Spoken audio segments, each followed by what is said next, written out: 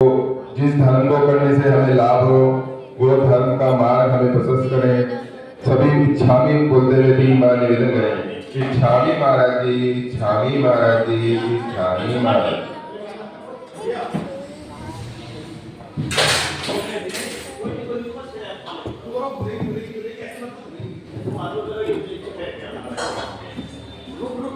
बैठ जा पुजारी बनो।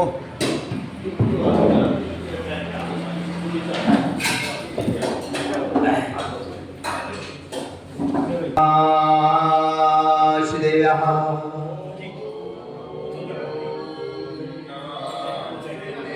ॐ नमः श्रीदेव्याः ॐ नमः श्रीदेव्याः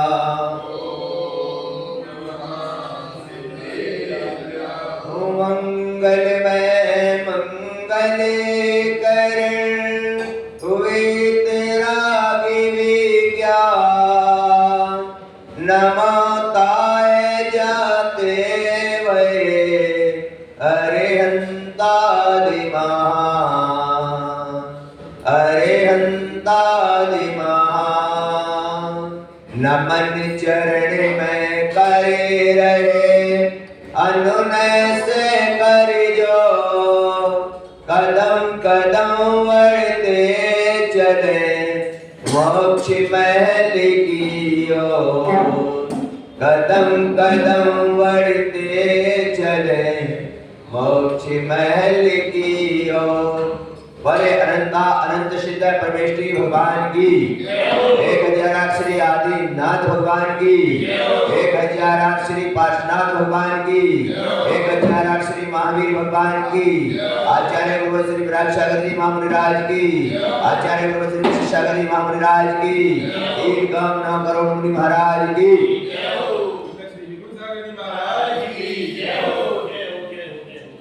महात्माओं। अपना विषय चल रहा है धर्म करत संसार सुख धर्म करत निर्माण। और आज बहुत अच्छा विषय तुम्हारे लिए यहाँ पर आ रहा है और विषय को लेकर जब आगे बढ़ते हैं कभी कभी मेरे मन में विचार आता है। मैं आप लोगों से एक निवेदन करना चाहता हूँ। क्या संसार के अंदर में आपका इतना बड़ा जीवन हो गया क्या आप संसार के कार्यों से थके? बोलो बताओ, संसार के कार्यों से अभी तक थके क्या? 80-90 साल के हो जाते हो, आंख से दिखाई नहीं देता, पैरों से चलना नहीं बनता, फिर भी संसार के विषय भूखों से थकते? बोलो थकते नहीं। लेकिन कभी कभी मन में विचार आता है कि हमारे अंदर ऐसी भावना प्रकट क्यों होती है कि हम भगवान का अभिषेक करते करते थक गए, हम भगवान की पूजा करते करते थक गए, हम जिनवाणी सुनते सुनते थक गए। ओहो भगवात्मा, क्या सोच रहे हो आप? क्या सोचते हो आप? आचार्य कहते हैं कि तुम्हारे मन में जिस दिन विचार आ गया कि मैं भगवान की पूजा करते करते थक गया, जिनवाणी सुनते सुनते थक गया, मैं दान देते देते थक गया, मैं समय देना हमारे बुरे दिन शुरू हो। क्यों? ध्यान रखो, संसार के कार्यों में जब आप रिलैक्स करते हो, जब आप थक के सो जाते हो, तब आप कहते हो मुझे क्या, मुझे रिलैक्स मिल रहा है, समय देना। ध्यान रखो, धर्म करते करते दान देते देते कभी आराम भी कर रहे हो, उठ के बैठ जाना, कितना मैं आराम करते करते थक गया।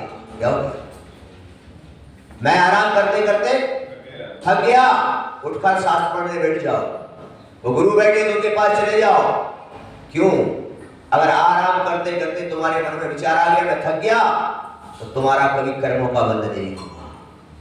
क्या? कर्मों का बंद नहीं होगा। और आपने ऐसा विचार कर लिया कि मैं धर्म करते करते परेशान हो गए, क्या हो गया? समय देना। अब तुम्हारे कौन से दिन आ गए? क्यों? क्या मैं आपसे पूछना चाहता हूं क्या कि बीवी की सुनते सुनते सारी जिंदगी निकल गई, परेशान हुए क्या? बोलो,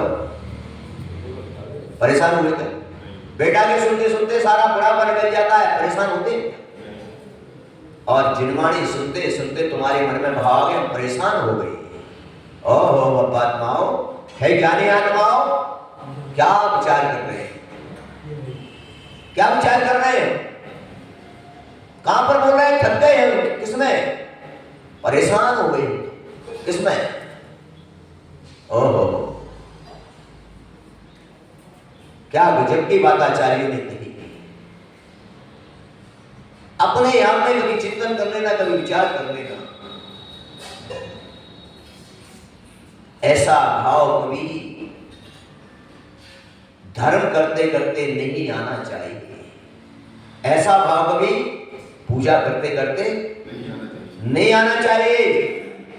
कभी जिनवाणी सुनते सुनते ऐसा भाव नहीं आना चाहिए। अगर हम चीजों से परेशान होने लगेंगे तो पर सुख कहां पर मिलेगा मेरे भाई? कहां मिलेगा सुख? कहां मिलेगा बताओ? नहीं मिलेगा।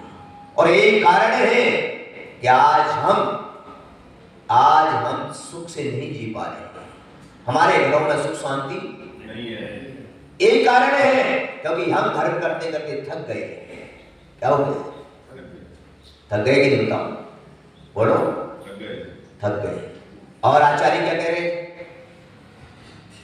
ये सारे काम करते करते कभी भी अपने जीवन में थकान मत मानना।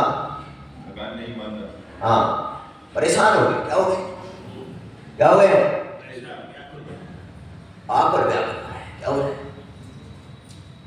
आचार्य भगवान आज समूह स्वर्ण में आपसे प्रश्न कर रहे हैं और कह रहे हैं, वो प्रश्न यहां पर आ रहा है कि आप लोग, मैंने कल कहा था ना, एक सूत्र दूंगा तुम्हारे लिए, क्या कि हम जीवन में प्रत्येक व्यक्ति की सोच है कि हम अंबानी बन जाए। अब कैसे बनोगे मैं सूत्र दे रहा हूं, बन जाओगे। कोई बड़ी बात नहीं है, कोई बड़ी बात नहीं है, लेकिन इस सूत्रों को उतारना पड़ेगा जीवन में। सिर्फ भागने से काम नहीं चलेगा। मैंने कल ही कहा था आपसे कि मेरे प्रवचन जो मैं कर रहा हूं, ये प्रवचन मेरे कर्तव्य में आता है। इसमें आता है, मेरे कर्तव्य में आता है, इसलिए मुझे प्रवचन करना अनिवार्य होता है। क्या? और कई जगह मैंने देखा, शायद यहाँ पर भी ऐसे भाव आए, कई जगह देखा तो प्रवचन करते हैं, आए तो हम परेशान हो गए। क्या? और कल से बैठने नहीं दिया। कल से नुकसान किसका होगा मेरे भाई? किसका होगा नुकसान?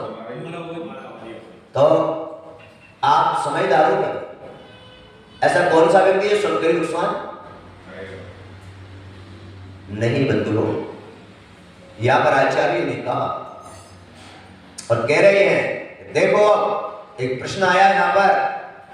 श्रेणिक ने कहा कि भगवान, इस नरक से बचने के लिए, इन कर्मों से निर्जरा करने के लिए मुझे कोई उपाय बताओ। तो भगवान ने कहा, धर्म करो। क्या करो? आ रही ना बात तुम्हारी? बात तुम्हारी आ रही है। यहां पर कहा धर्म करो, और धर्म करने के लिए भगवान ने कहा धर्म दो प्रकार का है, एक श्रावक धर्म और एक मुनि धर्म। कौन सा? श्रावक धर्म और मुनि धर्म। राजा शंडिक प्रसन्न हुआ और राजा शंडिक ने कहा, ठीक है, मैं मुनि व्रतों का पालन तो नहीं कर पाऊंगा, पर श्रावक धर्म का। तो आप कौन से धर्म में आते? अच्छा, पक्का है? कहा माताओ, कौन से धर्म में आती है? पक्का है? पहले पक्का करो। हाँ, सिद्धांत में कहा गया है कि जब महाव्रतियों को मुनिराज कहा है और जो व्रत धारण करते हैं उनको श्रावक कहा है। आप कितने प्रथमाधारी हो सारे? तो वो गड़बड़ हो गई ना, गड़बड़ हो गया क्या नहीं हुआ? आप कितने प्रथमाधारी?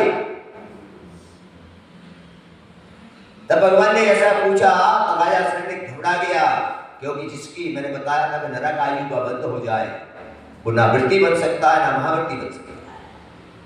क्या? हाँ, जिसकी नरक आयु बंद है उसके भाव बनेंगे ही नहीं, वो समय से की यात्रा नहीं कर सकता, वो गुरु को हारदान नहीं दे सकता। जिसकी नरक आयु का वो व्यवस्था जारी कर सकता है, लेकिन नरक आयु वाला बंद वाला व्यक्ति व्यवस्था सारी कर देगा। अगर आप तुम्हारे पूरे दिल्ली को अगर सजनी जाना तो व्यवस्था कर देगा, पर स्वयं बंदना नहीं कर सकता। गुरु अगर नगर में आ जाए पूरे उनकी सारों की व्यवस्था कर देगा, पर उनको अपने हाथ से आहार नहीं दे सकता। बोलो कितनी बड़ी बात है।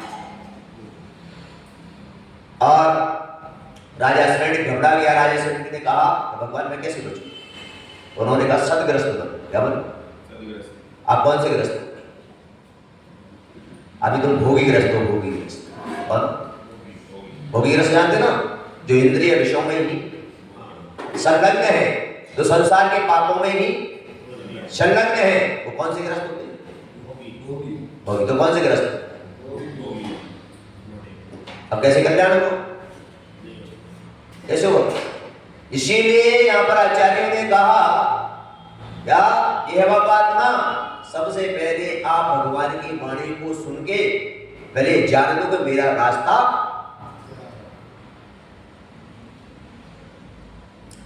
तब उनको लिए सदग्रस्त का उपदेश दिया।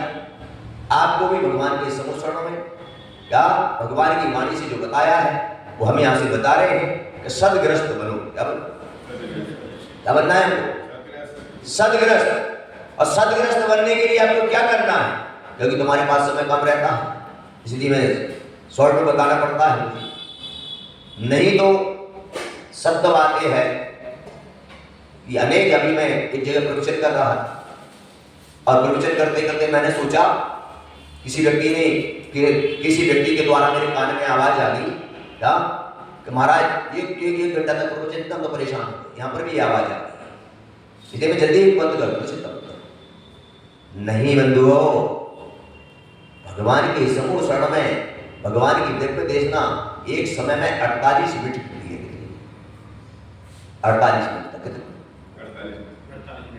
और उसके बाद भी श्रावक घंटों तक वहां बैठी रहती हैं, क्योंकि उनको पता नहीं है कि भगवान की वाणी, वो तो सोचते हैं कि भगवान थोड़ी देर में फिर बोले, तो घंटों तक इंतजार भी करते हैं।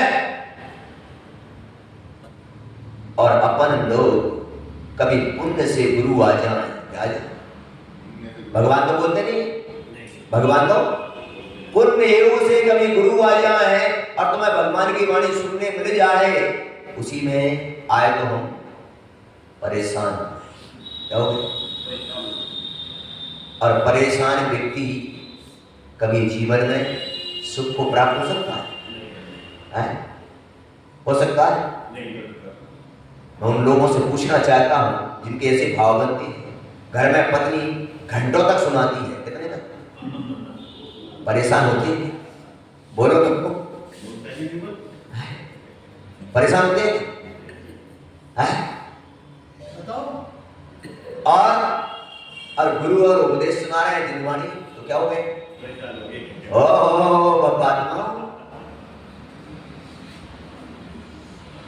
राजा श्रेणी को उपदेश दिया और कहा क्या क्या करना है आपको सदग्रस्त बनने के लिए? सबसे पहले अष्टम गुणों को धारण करना है। इसको अष्टमूल गुण, आपने सभी ने अष्टमूल गुण धारण कर रखे है? अभी आप अगर अष्टमूल गुण नहीं है, अभिषेक करने के पात्र नहीं है, आहार देने के पात्र नहीं है। क्या? क्योंकि अष्टमूल गुण धारण करें बगैर आप जैन नहीं बन सकते। क्या नहीं बन सकते? श्रावक तो और बहुत बड़ी बात है, जैन की बात है। अष्टमूल गुण धारण करें बगैर आप जैन नहीं बन सकते। और जब तक अष्टगुण नहीं बनोगे, जैन नहीं बनोगे, तब तक भगवान का अभिषेक नहीं कर सकते। इसलिए पहले अष्टगुण धारण करो। और अष्टगुण धारण करने के लिए हमारे शास्त्रों में विधि आई है।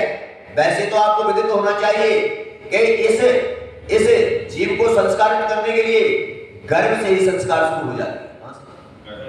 जब ये जीव गर्भ में आता है तब संस्कार दिए जाते हैं।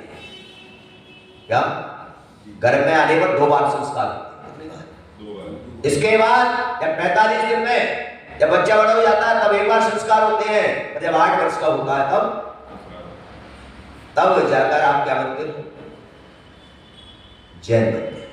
क्यों ऐसी अगर विधि नहीं होती तो आप मुझे बताओ, 8 साल से पहले आपका बच्चा आपसे नहीं कर सकता। ऐसा नियम बना है? बोलो। अगर आप कहते हो जन्म से जैन है तो फिर आपसे क्यों नहीं कर रहा? बोलो। संस्कार दिए जाते हैं। जिस प्रकार भगवान का पंचकल्याण होता है, भगवान के ऊपर अक्षर लिखे जाते हैं, मंत्र लिखे जाते हैं, तब वो संस्कारित होते हैं। जब तुमने दीक्षा देखी होगी क्या, तो दीक्षा में क्या करते हैं? सिर पर। इसी प्रकार तुमको भी बनने के लिए तुम्हारे सुंदर होकर तुम्हारे सिर पर भी संस्कार किए, तब जाकर आप बोलो। अभी नहीं हुए तो अभी भी करवा दो। अभी भी कुछ नहीं बिगड़ रहा है। अभी भी कुछ नहीं बिगड़ रहा है। शादी से पहले अकेले भी हो जाते हैं और शादी की बात करवाओगे तो दोनों के साथ हो। क्या? हाँ, क्यों? क्योंकि उस समय अकेले रहते हैं, शादी के बाद हम परस्पर एक दूसरे के होता है। इसलिए उस समय दोनों को ही लेना पड़ता है, क्योंकि एक दूसरे का पालन कराने के लिए उस समय दोनों को ही होना। इसलिए तो यहां पर और कहा सप्त व्यसनों से रहित होना चाहिए। इससे सप्त व्यसन जानते हो? जुआ खेलना, मांस खाना, शराब पीना, वैश्यावृत्ति करना, प्रवृत्ति सेवन करना, चोरी करना, शिकार करना, ये सब सप्त व्यसन है। क्या इनका भी त्याग होना चाहिए? ठीक है। अब अष्टगुण गुण धारण करने के लिए यहां पर कहा मद्य मांस मधु का त्याग, 5 दिगंबरपनों का त्याग, और रात्रि भोजन का त्याग, नित्य देव दर्शन करना और छान कर पानी। ये अष्टगुण गुण है। क्या तो इनको अपन को क्या करना चाहिए? इनके संस्कार कराकर और अपन को नियम ले देना चाहिए।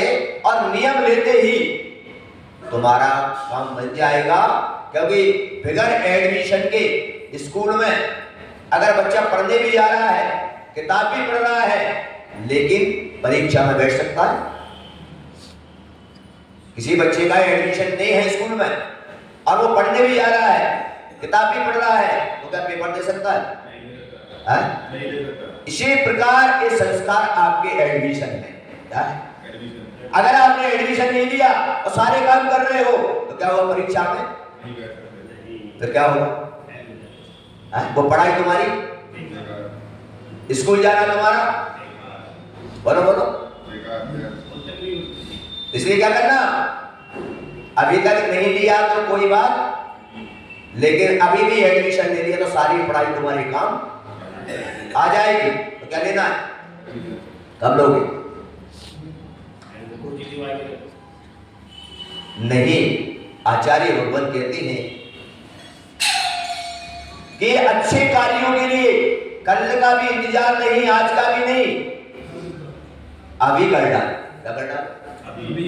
क्योंकि समय का कोई गारंटी है।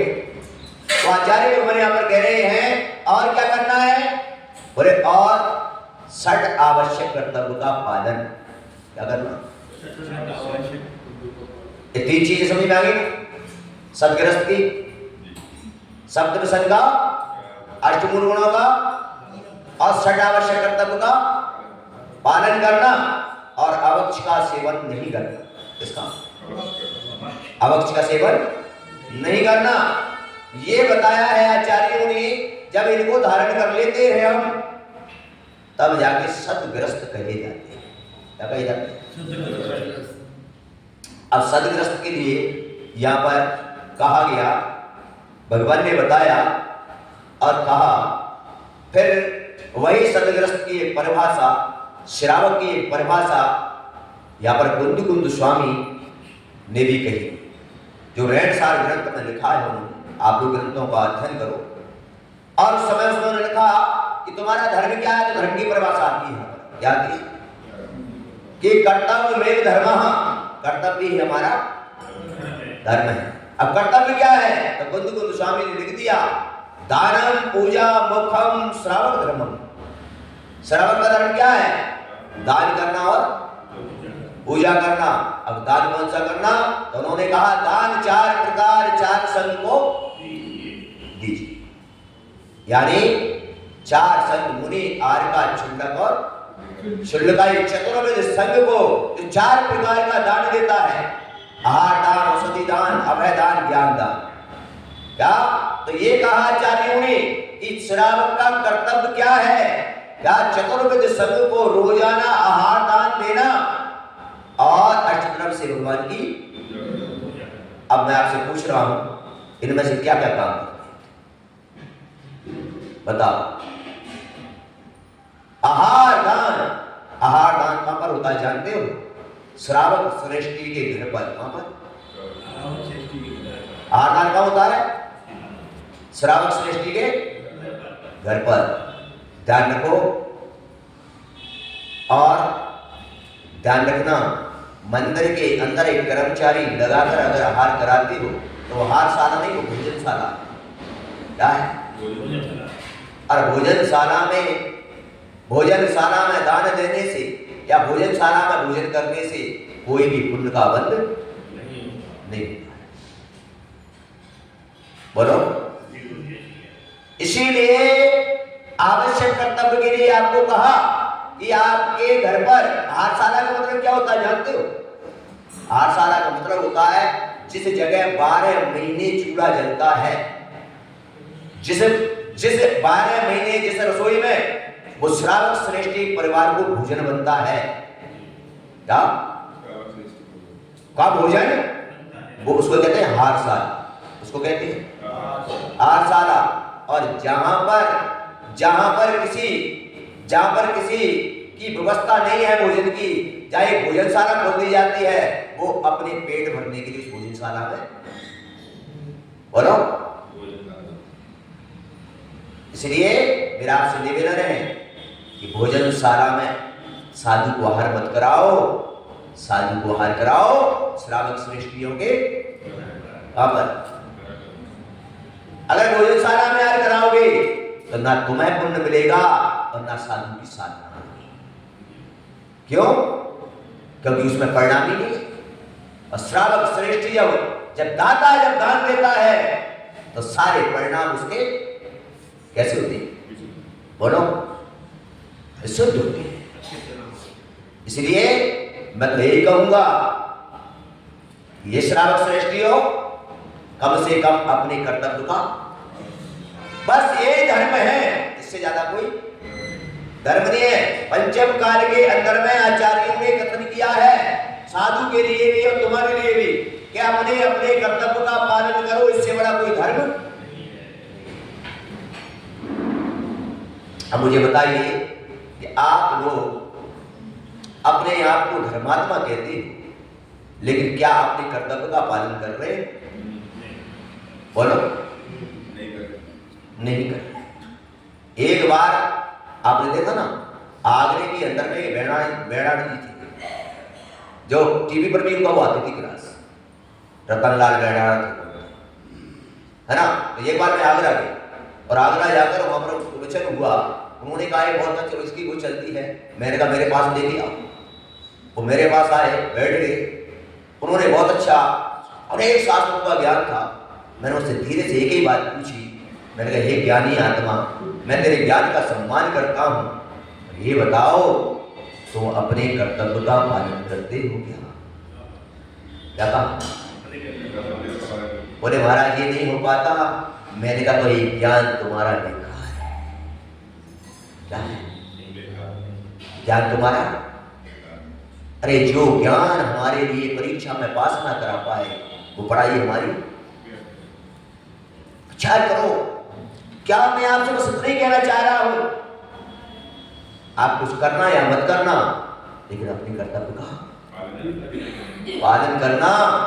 और उस कर्तव्य के पालन करने के लिए श्रेष्ठ ने कहा कि ऐसे कर्तव्य का पालन किसने किया, तब उसमें विवरण आया, बताया गया भरत चक्रवर्ती ने किया। किसने किया? भरत चक्रवर्ती ने। जब एक शास्त्रों में पढ़ा गया कि चक्रवर्ती का नाम आया तो मैंने सोचा, विचार किया, इस चक्रवर्ती को क्या जरूरत पड़ रही थी करने की? उसके पास इतना वैभव, 6 खंड का अधिपति, 96,000 रानियां, 18 करोड़ घोड़े, 84 लाख हाथी, 365 रसोइया होते हैं चक्रवर्ती का भोजन बनाने के लिए। किसके लिए? कितने? 365। लेकिन ध्यान रखो, उस चक्रवर्ती की आहारशाला में, महल में जो आहारशाला बनी हुई थी, उसमें उसकी पट रानियां जाती हैं आहार बनाने के लिए। 365 रसोइये घुसते नहीं है उसमें। क्यों? क्यों? क्योंकि भगवान की पूजा, गुरु की सेवा और बच्चों को जन्म देना ईश्वर का पुरुषार्थ कहा गया है, नौकरों से नहीं कराना चाहिए। बोलो, भगवान की, गुरु की सेवा और बच्चों को जन्म देना इन नौकरों से नहीं कराया जाता। बोलो, ईश्वर के पुरुषार्थ से करना चाहिए, तभी उसका फल मिलता है। बोलो, और अगर ऐसा तुम करते हो तो आचार्य भगवान कहते हैं कि जिस प्रकार की आप स्थापना करोगे, जिस प्रकार का कार्य करोगे। एक बार आचार्य भगवान ने प्रवचन में कहा, क्या उन्होंने कहा, तुम क्या धर्म करना चाहते हो? भगवान का अगर धर्म करोगे, भगवान की सेवा करोगे तो आपको भगवान बनने का पुण्य मिलेगा। क्या? बोलो, भगवान के मंदिर में दान दोगे तो भगवान का पुण्य मिलेगा। गुरु के लिए दान दोगे, गुरु की सेवा करोगे तो गुरु जैसा बनने का पुण्य मिलेगा। और श्रावक बनोगे तो फिर श्रावक बनने का पुण्य मिलेगा। लेकिन आचार्यों ने कहा कि दीन दुखियों को दोगे, भिखारी को दोगे तो मैं दान दे रहा हूं। जिस प्रकार का आपका भाव है, भिखारी को अगर दान दोगे तो भिखारी बनना है क्या? बोलो, जैसा करोगे वैसा बंद होगा ना क्या? तो आचार्य ने कहा नहीं, ये देव शास्त्र गुरु है हमारे, यहां पर ही दान दिया जाता है, अन्य गरीबों पर करुणा करके उनका सहयोग किया जाता है, वहां दान नहीं। सहयोग अलग चीज है और दान, बोलो, दोनों में बहुत बड़ा अंतर है। अब आप लोग तो ज्ञानी आत्मा सुनने को कुछ तैयार ही क्या? बोले महाराज आ गए परेशान करके। नहीं बंधु हो, तुम्हारा परम पुण्य है। किसी ना किसी व्यक्ति का यहाँ पर इतना तीव्र पुण्य है जिस व्यक्ति के पुण्य से यहाँ पर साधु आ रहे हैं। ध्यान रखना इस बात का। और साधु आकर अगर तुम अपने कर्तव्य का पालन नहीं कर पा रहे हो तो सोचो क्या होगा। आचार्य भगवान कहते हैं कि साधु आए और तुम लोगों ने कह दिया महाराज आ गए, बोले आओ, बोले हाथ हो गया, बोले ठीक है बस व्यवस्था हो गई, बोले हो गई। तो आचार्य कहते हैं अभी तुम दूसरे के पाले में बॉल खेल रहे हो। क्या? अभी अपने पाले में नहीं खेले, और जब अपने पाले में बॉल नहीं खेलोगे, दूसरे में खेलोगे तो जीत किसकी होगी? तो अपन तो हार गए, तो क्या हो गए? नहीं, मन में ऐसा भाव आना चाहिए कि मेरे नगर में मेरा अनुभाग्य है, आज संत आए हैं, और अगर आए हैं और आकर अगर चले भी जाए और पता लग जाए तो पश्चाताप करना कि मेरे नगर में संत आए और मेरे जैसा यहाँ पर अधर्मी पापी मेरा जीव, क्या मैं उनके दर्शन नहीं कर पाया, उनको हार नहीं दे पाया, क्या आज मेरे कौन से पाप कर्म का? ऐसा भाव कि संत आए और चले गए और मैं अपने कर्तव्य का पालन नहीं कर पाया। बंधुओं, ऐसा जब चक्रवर्ती का वर्णन आता है, अब आप सोचो कि कितनी बड़ी चीज है। आप लोग ध्यान करो, चक्रवर्ती क्यों बना भरत, इसका छोटा सा एक उदाहरण है। उस समय एक वृत्तांत आता है शास्त्रों में, एक उदाहरण दिया जाता है कि राजा वज्रजंग अपनी पत्नी के साथ, देखिए राजा की बात चल रही है, किसकी? आप सोचो, वज्रजंग राजा अपनी पत्नी के साथ घर पर नहीं, उनको पता लगा कि जंगल में मुनिराज है। कहां पर पता लगा? उसने नौकरों को आदेश नहीं दिया राजा ने, इसको चाहता तो बोल सकता था। क्या कमी होती है राजा के पास? बोलो, मंत्री को भी बोल सकता था बुला के, नहीं बोल सकता? सेनापति को भी बुला सकता था, मंत्री को भी बुला सकता था, बोलते जाओ महाराज की व्यवस्था, बोल सकता था कि नहीं? बोलिए आप। लेकिन नहीं, राजा को पता लगा, राजा प्रशंसा से झूम पड़ा और अपनी रानी के साथ चल लिया जंगल में, और जंगल में जाकर और वहां पर जाके आहार दान दिया। क्या दिया? इसने राजा ने अपनी रानी के साथ जंगल में भी पता लग गया, तू भी पहुंचा हो भाग्य मेरा, यार मुझे ये सौभाग्य, अरे तुम्हें सरलता सहजता से सुबह संत मिल जाती है। इसका मतलब ये नहीं, कभी कर्तव्य आचार्य ने कहा कि कर्तव्य एक दिन का नहीं होता, कर्तव्य जीवन पर्यंत का होता है। क्या होता है? जिस प्रकार हम भोजन रोज करते हैं कि नहीं, बोलो, रोज भोजन, इसी प्रकार भोजन के बगैर काम नहीं चलता, इसी प्रकार कर्तव्य के बगैर भी काम नहीं चलता। विचार करो, और वज्रजंग राजा अपनी पत्नी के साथ आहार दान दे रहा है और बड़ा प्रसन्न हो रहा है। वहीं पर एक बंदर बैठा हुआ है, पेड़ पर एक बंदर बैठा है, सामने एक सर्प भी है, कौन है? और नेवला भी है। क्या कर रहे हैं वो? आहार दान देख रहे हैं। क्या देख रहे हैं? और देखते देखते उनके मन में विचार आ गया, जाति स्मरण हो गया उनको, और उन्होंने देखते देखते कहा, ये भगवान, आज मैं खास अगर मनुष्य होता, क्या विचार आया? खास में आए तो मैं भी आज, ये राजा कितना सौभाग्यशाली है जिसको आज आहार दान देने का सौभाग्य प्राप्त। अब देखिए इसका फल क्या है। जिसके पीछे तुम भाग रहे हो ना, जिसके पीछे तुम भाग रहे हो ना, वो अंबानी बनने के लिए, टाटा बनने के लिए, बात को समझ लो मेरे। क्या यहां पर विचार करो, वज्रजंग राजा अपनी पत्नी के साथ आहार दान दे रहा है और क्रिंच गति के जीव वो सारी अनुरोध न करते। क्या करते? उनकी आंखों में आंसू बह रहे हैं, क्रिंच गति के जीवों की आंखों क्या बह रहे हैं? पश्चाताप कर रहे हो, मैंने कौन सा कर्म किया जिससे मुझे मनुष्य जन्म नहीं मिला। ऐसे वो जीव, अब इसका फल देखिए, जिसके पीछे अभी देख रहे थे सारे पुजारी भागने लगे, सारी माता उठ के क्या कर रहे हैं हम लोग, क्या विचार? चिंतन करो, इस नगर के अंदर में 100-125 घर होंगे कितने, और 100-125 घरों में कल मुझे जब लगा कि एक महिला यहाँ पर बुलाई गई है, वो पूरा चौका बनाया, एक भी नगर की माता हार में शामिल नहीं थी। ओहो, क्या होगा माताओं तुम्हारा, क्या करोगे शरीर का तुम? विचार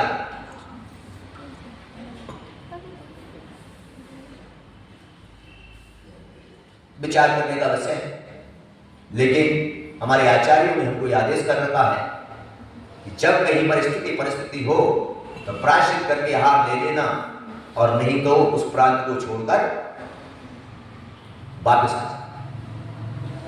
लेकिन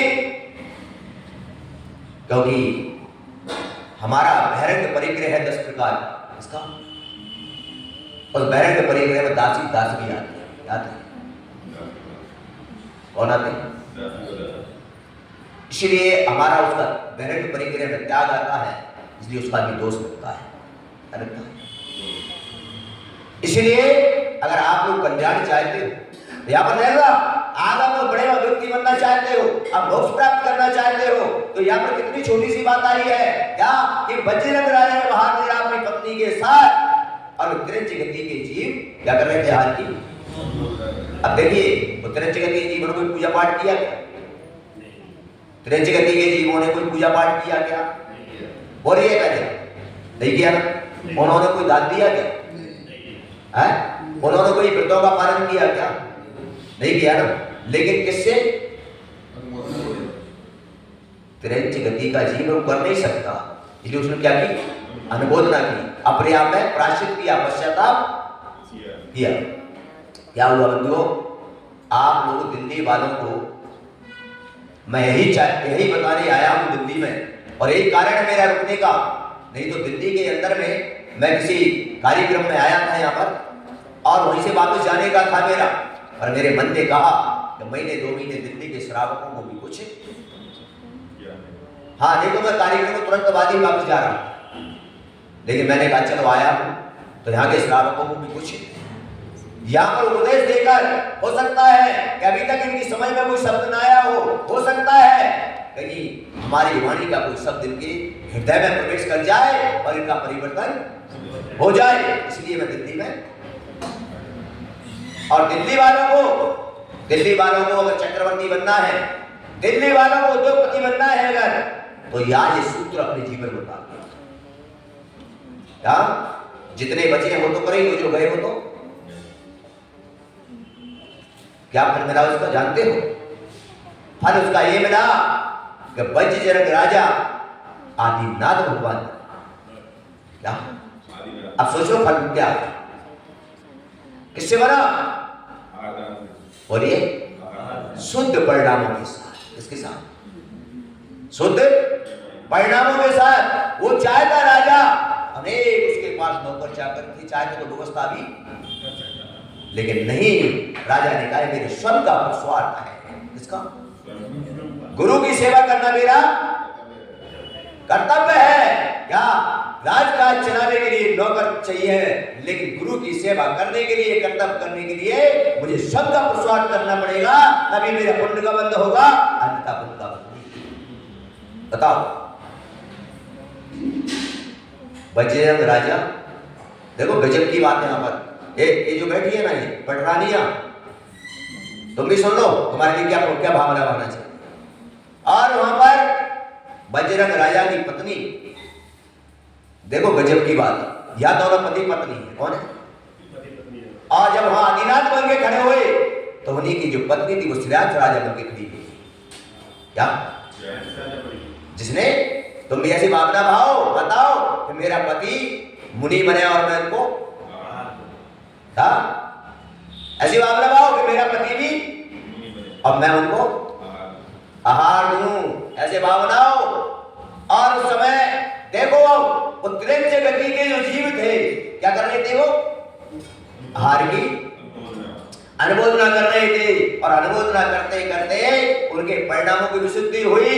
अब देखिए यहाँ पर एक साथ यहाँ पर कितना पुण्य बल होगा।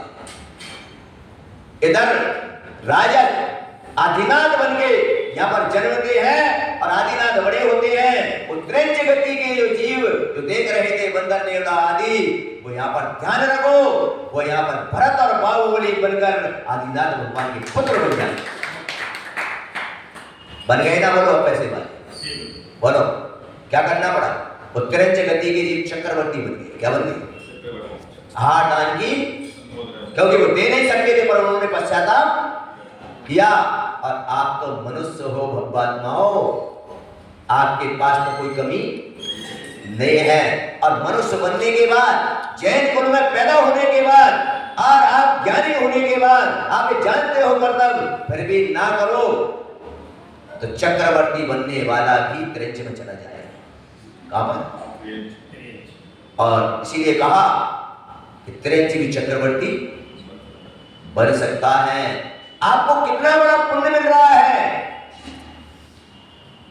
कि साधु को शुद्ध परिणामों से अपनी आहारशाला में आहार दान दो। इतना पुण्य का बंधु का पंचम कार में सबसे ज्यादा अगर पुण्य की बात कही कुंद स्वामी ने तो वो गई साधु को आहार दान। इसकी पूजा से भी ज्यादा फल किसका बताया? इसीलिए यहां पर कहा ना, दानम पूजा मोक्षम श्रावक धर्म। पहले दान आया, पूजा। क्यों ऐसा? क्योंकि संत साधु पंचम काल में चलते फिरते तीर्थ हैं। क्यों ऐसा? तो आचार्य कुंद स्वामी ने लिखा, ये प्रतिमा जो तुमने लगाई है ना, ये प्रतिमा का जो जीव है वो कहां पर है? और सिद्धसरा में जाने वाले जीव कभी है वापिस। इसीलिए हमने भगवान तो सिद्धसरा पर है, पर हम क्या करें, हमें साक्षात भगवान नहीं मिल रहे हैं। इसलिए हमने मंदिर बना के प्रतिबिंब के रूप में साक्षात नहीं मिल रहे ना। अब पंचमकार का समूषण होते नहीं। इसलिए कुंद स्वामी ने लिखा क्या, जब साक्षात नहीं मिल रहे, लेकिन साक्षात अरहंतों का रूप आज भी आपको मुनियों में प्राप्त हो रहा है, चतुर्थ संघ में प्राप्त हो रहा है। इसलिए उन्होंने कहा, हे बाबा पूजा से पहले हाथ डाल दे दे, क्योंकि ये प्रतिबिंब जो अपन ने स्थापित किया है, ये तो आपको पूरे 24 घंटे यही रहेगा। आप आगे पीछे भी पूजा कर सकते हो, लेकिन गुरु तो आए। और इसलिए पुण्य सबसे ज्यादा किसका होता है? पंचमकार। और आप क्या कर रहे हो? इसलिए मेरा आपसे निवेदन है, हे श्रावक श्रेष्ठियों, अगर आपको भी चक्रवर्ती पद प्राप्त करना हो, आपको भी भगवान बनना हो, तो आप अपने बच्चों, अपनी रानियों को जाकर समझा दो, क्या कुछ नहीं, आज से घरों में शुद्ध भोजन बनेगी। और कोई भी संत आएगा, कोई भी त्यागी व्यक्ति आएगा, पहले उनका हमारे आहारशाला में आहार होगा, उसके बाद परिवार का भोजन शुरू होगा।